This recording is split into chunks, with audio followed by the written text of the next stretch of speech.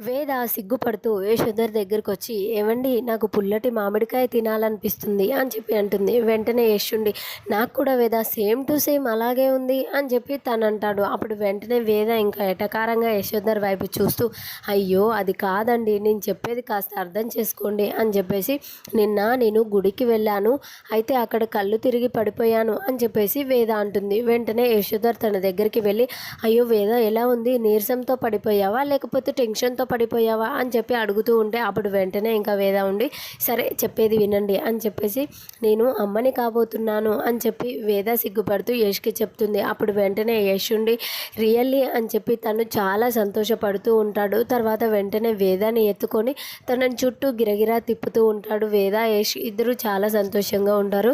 So వేద అయితే మొత్తానికి నెల తప్పింది. మరి ఏం జరగబోతుంది ఈ సీరియల్‌లో అనేది మనకి ముందు ముందు ఎపిసోడ్‌లో తెలుస్తుంది. మన ఛానల్‌ని ఫాలో అవ్వండి. And thank you for watching.